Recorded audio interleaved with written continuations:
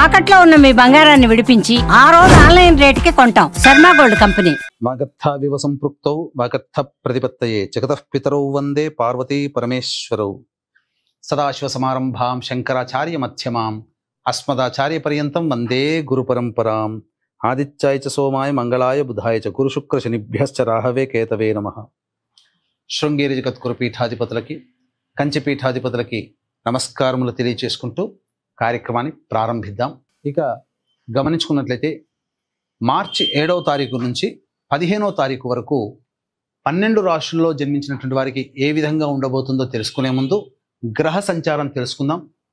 వృషభ రాశిలో గురువు, మిథున రాశిలో కుజుడు స్తంభించి ఉండడం, అలాగే కన్యా రాశిలో కేతువు, కుంభరాశిలో రవి శని యొక్క సంచారము, మీన రాశిలో శుక్రుడు బుధుడు రాహు యొక్క సంచారం. ఇక 12 రాశుల్లో జన్మించినటువంటి వారికి ఒక్కొక్కరికి ఒక్కొక్క రాశిలో జన్మించినటువంటి వారికి ఏ విధంగా ఉండబోతుందో తెలుసుకునే ప్రయత్నం చేద్దాం.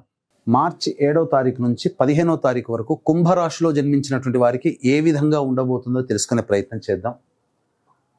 ఇక్కడ ప్రధానంగా గురువు సంపూర్ణంగా బలంగా ఉన్నాడు కాబట్టి ప్రశాంతకరమైనటువంటి జీవితాన్ని పొందుతారని చెప్పవచ్చు.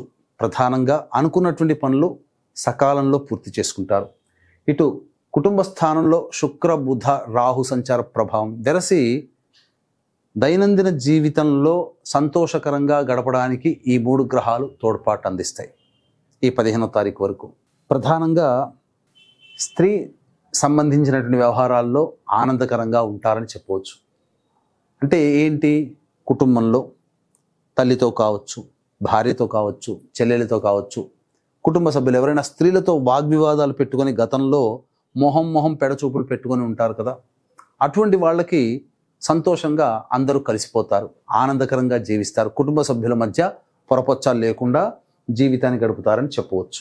అయితే ప్రధానంగా ఇటు కుజగ్రహ ప్రభావం కొంత ఉద్రేకానికి గురి చేసే సంఘటనలు, మానసికంగా ఉద్రేకానికి గురయ్యే సంఘటనలు కొన్ని చోటు చేసుకుంటాయి.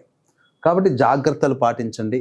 అతి ఉత్సాహానికి పోయేటువంటి పనులని చేపట్టకుండా ఉండడమే మేలనేటువంటి విషయాన్ని గమనించుకోవాలి.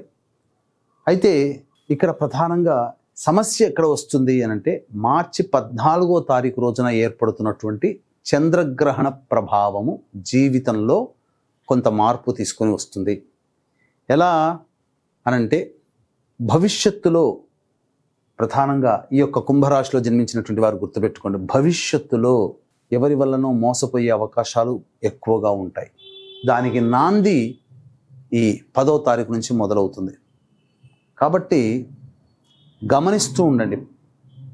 ఈ మార్చి అయిపోయేంత వరకు కూడా పరిస్థితులని గమనిస్తూ ఉంటుంటే మీకే అర్థమైపోతుంది. కాబట్టి ఎదుటి వాళ్ళని గుడ్డిగా నమ్మడం అనేటువంటిది చాలా మీకు ఇబ్బందులు తెస్తుంది. కాబట్టి ఆచితూచి స్పందించండి. ఏ పని చేస్తున్నప్పటికీ కూడాను అనుమానంతో కాకుండా సంశయాన్ని నివృత్తి చేసుకునే విధంగా మీ వ్యవహార ధోరణి ఉంటే అందరి చేత మంచి అనిపించుకుంటారు. ఇక ఏ రంగంలో ఉన్నటువంటి వాళ్ళకి బాగుంటుంది అని అంటే ఫుడ్కి సంబంధించి puja stores, general stores, super markets, jewellery రంగము, ఎడ్యుకేషనల్ బిజినెస్, ఇలాంటి రంగంలో ఉన్నటువంటి వాళ్ళకి బాగుంటుంది. ఇక తరువాత రెడీమేడ్ గార్మెంట్స్, బొటిక్, బ్యూటీ పార్లర్లు, అలాగే సంబంధించినటువంటి బ్యాంగిల్ స్టోర్సు, క్లాత్ స్టోర్స్ వంటివి ఏవైతే ఉంటాయో అవన్నీ, బేవరేజెస్, C&F ఏజెన్సీస్, ఈ చెప్పినటువంటి వృత్తుల వాళ్ళే చక్కగా ఉంటాయి. మిగతా అన్ని వృత్తుల వాళ్ళకి ఇబ్బందికర పరిస్థితులు ఉంటాయి. కాకపోతే ఎక్కడ ఇబ్బంది వస్తుంది వ్యవహార శైలిలో అంటే మీ మీద మీకే అతి ఆత్మవిశ్వాసం ఉండడం, తర్వాత ముఖ్యంగా మొహమాటానికి ఎక్కువగా పోతారు. ఈ 15వ తారీఖు వరకు కూడా ఏమవుతుంది, అందరినీ మాటలు వినడం, ఎవరి ఇబ్బందులున్నా అవి నెత్తి మీద వేసుకొని ఆ బాధ్యతల్ని తీరుస్తానని చెప్పడం, మాట ఇవ్వడం, ఇలాంటివి మీకు జరుగుతాయి. మీకు అలవాటు లేనటువంటి పనులని మీరు చేయాల్సినటువంటి పరిస్థితులు ఈ 7వ తారీఖు నుంచి 15వ తారీఖు వరకు ఏర్పడతాయి. అంటే ఇదివరలో ఎవరి గురించి పట్టించుకోరు, కానీ ఇప్పుడు పట్టించుకొని వాళ్ళ పనులు కూడా చేయాలనే ఆలోచన కలగడం, ఇవన్నీ జరుగుతూ ఉంటుంటాయి గ్రహ సంచార ప్రభావం వలన. కావున ఏమవుతుంది, ఈ గ్రహం ఉన్నంత వరకు ఆ పట్టించుకోవడం, తద్వారా ఎదుటి వాళ్ళు మీకు ఆనందంగా ఉండడం, మీకు గౌరవం ఇవ్వడం అన్నీ జరుగుతాయి. ఎప్పుడైతే గ్రహం మారుతుందో మీరు చేసినటువంటి పనులకు విలువ లేకుండా పోతుంది. తద్వారా ఏమవుతుంది, మీరు పని చేసి మీరు మనస్తాపానికి గురవుతారు. ఇది మానసికమైనటువంటి ఇబ్బంది గల కారణం.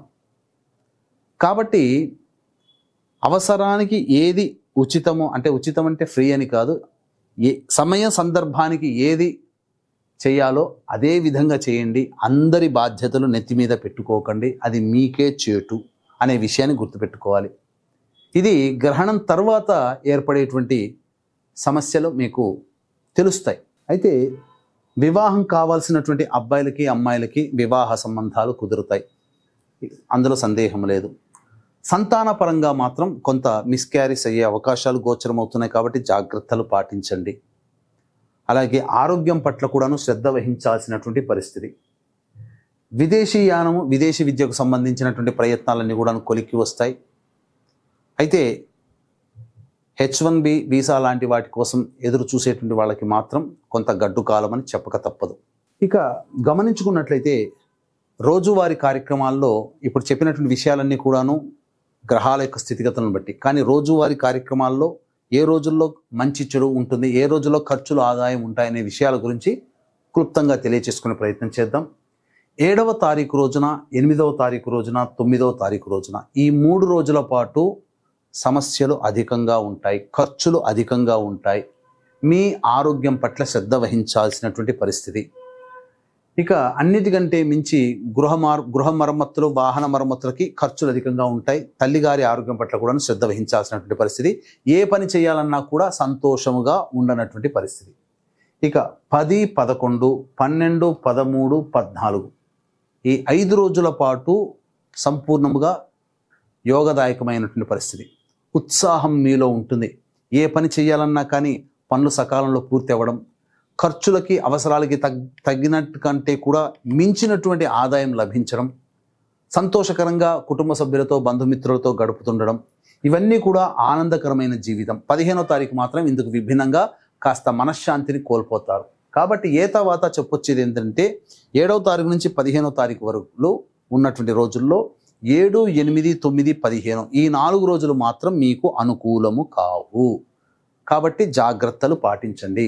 ఇక గ్రహణ ప్రభావం వలన ఏ దేశాలు అంటే America, Canada, Mexico, Australia, New Zealand, Japan వంటి దేశాలలో ఈ యొక్క గ్రహణ ప్రభావం ఉంటుంది. కాబట్టి అక్కడ నివసిస్తున్నటువంటి వాళ్ళకి కాస్త నివారణ కార్యక్రమాలు చేసుకోవాలి. మరి మన భారతదేశంలో కనిపించదు కదండి, పాటించాల్సిన అవసరం లేదా అంటే నియమాలు పాటించాల్సిన అవసరం లేదు. కానీ ఈ కుంభరాశిలో జన్మించిన వారు ప్రపంచవ్యాప్తంగా ఎక్కడ ఉన్నప్పటికీ కూడా ఈ గ్రహణ ప్రభావం కొంత ఇబ్బందికర పరిస్థితులు ఏర్పడతాయి.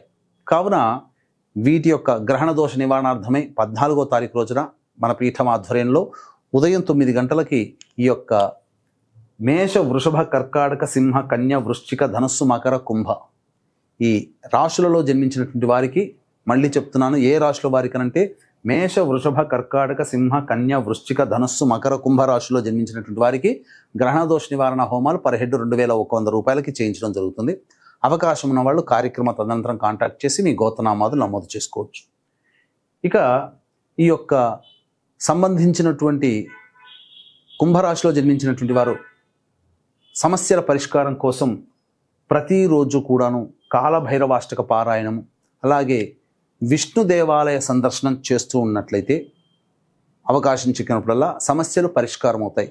ఇప్పుడు చెప్పినటువంటి పరిస్థితుల కంటే విభిన్నంగా మీ యొక్క జీవితం ఉందంటే మీ యొక్క జన్మజాతకంలో నడుస్తున్నటువంటి గ్రహ దశాంతర దశల యొక్క ప్రభావాలు. కావున దగ్గరలోని మంచి ఉపాసనా పరులైనటువంటి జ్యోతిష్యులను సంప్రదించి వారి సలహాలు, సూచనలు కనుక పాటించినట్లయితే మరింత మెరుగైనటువంటి జీవితాన్ని పొందుతారని తెలియచేయవచ్చు.